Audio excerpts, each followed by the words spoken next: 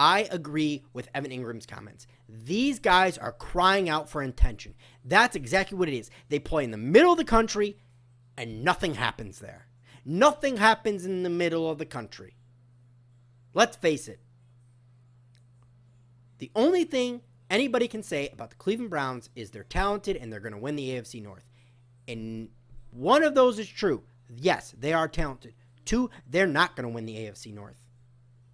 I don't get why either one had to say anything. They did because they're crying for attention. They're not relevant. The only time anybody pays any attention to the Cleveland Browns is when either one of these open their mouths about the New York Football Giants. That's the only time anybody pays attention. So either one, they're crying out for attention, or two, they're jealous. And I don't see with a team that talented why they'd be jealous, unless Odell really is that disgruntled. And if you're disgruntled 6 months later, do you have the mental capacity to face adversity and, I don't know, achieve something? Because you haven't achieved anything, yet you're one of the most talented wide receivers, and everybody wants to sit there and blame Eli Manning for it. Go right ahead, because you're going to find out right now, this year, if the Cleveland Browns, with all that talent, are as good as everybody says. And I don't see it. I see a team with a bunch of brash, braggadocious players, a bunch of personalities. I don't see how they coexist. I don't see how they gel together, have that chemistry, overcome adversity, because they will face adversity. All teams face adversity through the season. May it be a rash of injuries, maybe it's a death in the organization, whatever it may be. I don't think either one of these have the mental capacity to do it. And I can't wait for that first time Odell goes out on that option route. And Baker Mayfield throws it either downfield or short, because maybe he was supposed to run the comeback. And Odell read the defense wrong. Whatever the case may be, Baker Mayfield's not like Eli Manning. He's going to get in his face. He's going to yell at him. And I can't wait, because that's a powder keg ready to blow. Because Odell is too self-absorbed and too selfish to take any sort of criticism. This is going to be laughable. This team will massively underachieve. That's why I think it's so funny both of these guys have to say something about the Giants. Because they're crying out for attention. Because they're irrelevant. Because they play in Cleveland. And guess what? Cleveland is an irrelevant sports town.